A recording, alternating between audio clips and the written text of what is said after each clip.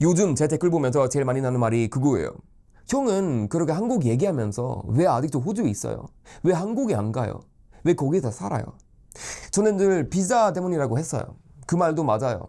근데요, 솔직히 그건 반만 맞는 말이에요. 진짜 중요한 건 따로 있거든요. 저는 호주에 오기 전까지만 해도 이런 생각을 했어요. 그래, 한국에서 7년이나 살았으니까 이제 좀 멀어지겠지. 밖에 나와 살면은 한국이 조금 덜 특별해지겠지. 오히려 호주가 더 좋아질 수도 있겠지. 근데 완전히 반대였어요. 전 호주에 오래 살수록 한국에 더 빠졌어요. 그냥 그립다 그런 수준이 아니에요. 비교가 되기 시작하니까 한국이 왜 강한지, 왜 사람들이 한번 살면 못 놓는지 그 이유가 너무 선명하게 보이기 시작했어요. 그리고 그 이유는 사람들이 맨날 말하는 안전, 배달, 편의점, 지하철 그런 게 아니에요. 그건 겉대요. 진짜 무서운 건 안적이에요. 한국에는 다른 나라가 돈 주고도 못 만드는 게 아직 살아있어요. 문화예요. 근데 이 말을 하면은 한국 사람들 대부분은 너무 당연해서 잘 몰라요. 왜냐면 태어날 때부터 그 안에 있었으니까요. 제가 처음 한국에 갔을 때도 그런 게 느껴서요.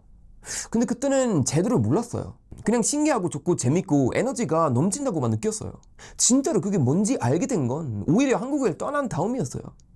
호주 와서 살고 사람들 만나고 생활해보고 일해보고 식당 가보고 가족 만나고 동네 분위기 보고 그렇게 지금 2년 동안 지나니까 갑자기 모였어요. 아, 한국 사람들이 매일 너무 당연하게 느리는 게 있구나. 밖에는 이게 진짜 없구나. 저는 그때부터 생각이 완전히 바뀌었어요. 나이를 들수록 돈보다 더 무서운 건 뭔지 알겠더라고요. 비어있는 삶이에요. 아무리 부자 나라에 살아도 아무리 집이 크고 하늘이 넓고 차가 크고 여유로워 보여도 그 안에 비어 있으면은 사람은 오래 못 버텨요. 한국은 그게 안 비어요. 그래서 더 강해요. 제가 아직도 못 잊는 장면이 하나 있어요. 한국 처음에 갔을 때는 친구 집에서 저녁 먹던 날이에요. 그냥 평범한 집밥 자리였어요. 근데 저는 그 자리에서 좀 충격을 받았어요. 할머니가 손주한테 말 걸고 손주는 대답하고 아버지가 중간에 웃고 어머니는 계속 뭘 챙겨오고 누가 시키지도 않았는데 대화가 계속 이어졌어요. 저는 그때 그냥 밥 먹는 게 아니라 어떤 살아있는 구조 안에 들어온 느낌이었어요. 가족이 그냥 같이 사는 게 아니라 같이 움직이고 있었어요. 이게 왜 그렇게 크게 남았냐면은 저는 그런 장면을 스웨덴에서도 많이 못 봤고 호주 와서 더 못 봤거든요. 서양은 가족이 있어도 각자 사는 느낌이 강해요. 같이 있어도 따로 있어요. 밥 먹어도 짧고 대화도 얇고 끝나면은 바로 흩어져요. 겉으로는 편해 보여요. 간섭도 적고 자유도 많이 보여요. 근데 오래 보면은 그게 자유가 아니라 분리라는 게 보여요. 그 분리가 쌓이면은 외로움이 돼요. 처음 호주 왔을 때는 저도 속았어요. 조용하고 넓고 간섭 없으니까 이게 더 성숙한 삶인 줄 알았어요. 근데 오래 살아보니까 성숙한 게 아니라 얇은 경우가 진짜 많았어요. 덜 피곤한 대신 덜 깊고 덜 부딪히는 대신 덜 남아요. 호주 살면서 제가 제일 많이 느낀 게 그거였어요. 여기 사람들 나쁜 사람이 아니에요. 친절해요. 웃어요. 예의도 있어요. 근데 이상하게 안 남아요. 따뜻함이 짧아요. 그 순간 지나면은 끝이에요. 대화 끝나면은 끝이고 집에 돌아가면은 다 사라져요. 한국에서는 그렇지 않았어요. 잘 들어가냐고 물어보고 밥 먹으냐고 물어보고 요즘 연락 왜 안 하냐고 물어보고 부모님은 괜히 챙기고 친구가 이유 없이 불러대고 할머니가 쓸데없이 잔소리하고 삼촌이 괜히 물어보고 그런 게 있잖아요. 솔직히 한국에 살 때는 저도 그게 너무 귀찮았어요. 왜 그렇게 서로를 자꾸 건드리냐고 생각한 적 많았어요. 근데 밖에 나와보니까 알겠더라고요. 그 귀찮음이 사실은 관심이었어요. 그리고 사람은 관심 없이 오래 못 살아요. 아무도 안 건드리는 삶은 편한 것 같지만 오래 가면은 자기 존재가 점점 얇아져요. 제가 호주에서 식당 갈 때마다 느끼는 게 하나 있어요. 옆 테이블에 앉은 가족이 그냥 조용히 먹고 끝나요. 부부도 조용하고 부모랑 자식도 조용하고 각자 핸드폰만 보고 음식 먹고 계산하고 끝이에요. 별거 아닌 것 같죠, 여러분. 근데 그런 장면을 계속 보다 보면은 이상하게 마음이 차가워져요. 같이 있는데 같이 안 있는 느낌이 너무 강하거든요. 반대로 한국은 식당 하나만 가도 사람 소리가 있어요. 누가 고기를 굽고 누가 더 먹으라고 하고 얼음 쟁기고 먼저 숟가락 놓고 뭐 반찬 더 달라고 하고 누가 늦게 오면은 자리 비워두고 이게 다 문화예요. 한국 사람들은 이걸 시끄럽다고 느낄 수도 있어요. 뭐 저도 이해할 수 있어요. 근데 시끄러운 게 아니라 살아있는 거예요.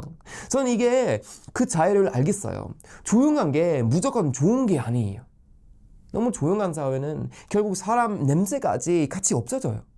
그리고 이건 단순히 가족 얘기로 끝나는 게 아니에요. 한국은 사회 전체에 아직 연결되어 있는 힘이 남아있어요. 누가 길에서 헤매면은 누가 보고, 누가 힘들어 보이면은 뭐 한마디 하고, 뭐 모르는 사람한테도 상황 따라 손이 가고, 괜히 쟁기고 괜히 오지랖 부리고 그게 아직 살아있어요, 한국에서. 물론 한국 사람들 중에는 그걸 답답해하는 사람도 많죠. 맞아요. 저도 이해해요. 저도 한국에서 7년 살았으니까 너무 가까우면 비건할 때도 있어요. 근데요, 너무 안 가까운 사회는 더 무서워요. 왜냐면 아무도 책임지지 않은 분위기가 되거든요. 다들 선을 잘 지켜요. 근데 사람이 없어요. 그게 제일 무서워요. 호주 살면서 저는 그걸 많이 느꼈어요. 여기서는 다들 폴라이트해요. 근데 폴라이트한데 끝이에요. 더 안 돌아와요. 한국은 가끔 너무 많이 들어와요. 근데 그게 결국 사람을 안 외롭게 만들어요. 저는 지금 호주에서 2년 살았으니까 한번 이런 장면도 봤어요. 슈퍼마켓 앞벤치에서 할아버지 한 분이 혼자 앉아 있었어요.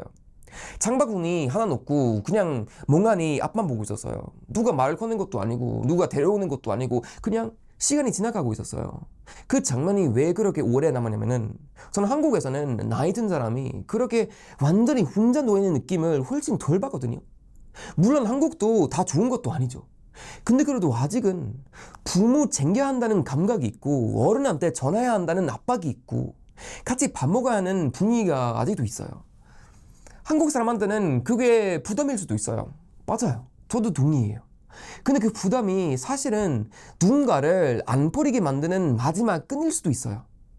저는 그걸 밖에서 보고 나서 한국의 잔소리 문화까지 다시 보게 됐어요. 괜히 밥 먹으냐고 묻는 건, 집 언제 오냐고 묻는 건, 왜 연락 안 하냐고 묻는 건 다 귀찮아 보이죠. 근데 그게 다 사람을 세상 밖으로 밀려나지 않게 붙잡는 줄이더라고요. 저는 나이 들수록 이게 더 크게 느껴졌어요. 젊을 때는 돈이 더 커 보여요. 큰 집, 좋은 차, 넓은 땅, 여유로운 공기, 이런 게 멋있어 보여요. 저도 그랬어요. 근데 조금 지나면은 바뀌어요. 돈이 중요하지 않다는 말이 아니에요. 여러분 오해하지 마세요. 당연히 중요해요. 근데 돈이 비어있는 삶을 못 채운다는 걸 알게 돼요. 집이 커도 말 걸 사람이 없으면 끝이에요. 풍경이 좋아도 같이 볼 사람이 없으면 끝이에요. 나라가 부자여도 사람이 사람을 안 붙잡아주면은 오래 못 버텨요. 한국은 반대예요. 답답할 수도 있어요. 뭐 간섭 많을 수도 있어요. 근데 비어있지 않아요. 저는 이제 확실히 말할 수 있어요. 한국 사람들이 당연하게 여기는 것들, 그게 사실은 제일 비싼 거예요. 근데 웃긴 건 그건 돈으로 못 사요. 문화는 수입이 안 돼요. 제도처럼 복사도 안 돼요. 오래 사야 생겨요. 그래서 밖에 나가 살수록 한국에 더 빠지게 되는 거예요. 한국이 완벽해서가 아니에요. 단점도 많죠. 비근할 때도 있죠. 경쟁 세고 눈치 많고 그리고 빨라서 숨 잘 때도 있죠. 근데 그 안에 사람을 다시 집 쪽으로, 식탁 쪽으로, 관계적으로 끌어당기는 힘이 있어요. 서양은 그게 많이 약해졌어요. 그래서 편한데 이상하게 허전해요. 뭐 자유로운데 이상하게 춥고, 넓은데 이상하게 외롭고, 돈은 있는데 이상하게 삶이 얇아요. 저는 그게 제일 무서웠어요. 한국은 반대요. 복잡한데 친해요. 가끔 피곤한데 마음이 남아요. 그래서 떠나면은 오히려 더 돌아와요. 왜냐면 비교가 되기 시작하니까요. 여기서 한국 사람들이 꼭 알아야 하는 게 하나 있어요. 여러분이 맨날 귀찮다고 느끼는 것들이 있잖아요. 뭐 부모님의 전화, 명절, 친족, 그리고 뭐 같이 밥 먹는 건, 괜히 쟁기는 건, 친구가 이유 없이 부르는 건, 이런 거예요. 그게 다 문화예요. 그게 다 사람을 안 무너지게 하는 장치예요. 서양에서는 이런 장치가 좀 사라졌어요. 그러니까 사람도 쉽게 떨어져 나가요. 우울한 사람은 혼자 우울하고, 늙은 사람은 혼자 늙고, 가족이 있어도 혼자 살고, 돈이 있어도 공허해요. 저는 그걸 밖에서 너무 많이 봤어요. 그래서 더 확실하게 됐어요. 나라를 오래 버티게 하는 건 돈이 아니에요, 여러분. 건물도 아니고 시스템도 아니고. 결국 사람을 다시 사람 쪽으로 붙잡아 당기는 문화예요. 그러니까 외국에 살수록 한국에 더 빠지게 되는 이유는 단순하진 않아요. 한국이 변해서가 아니라 한국에서 아직 사람을 사람답게 살게 하는 힘이 남아있기 때문이에요. 밖에서는 그게 없으니까 오히려 한국을 더 또렷하게 보게 돼요. 그리고 저는 이게 진짜 중요한 인생 교훈이라고 생각해요. 사람은 화려한 것보다 자기를 안 피게 만드는 곳에서 오래 살고 싶어 해요. 돈보다 문화가 늦게 보이는 이유도 그거예요. 돈은 바로 보이는데 문화는 잃어봐야 보여요. 한국은 아직 그걸 갖고 있어요.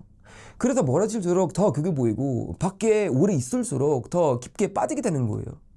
한국은 그냥 살기 좋은 나라가 아니라 사람을 안 피게 만드는 나라예요. 그래서 한번 깊게 살아본 사람은 밖에 나가도 자꾸 다시 한국 쪽으로 마음이 돌아와요.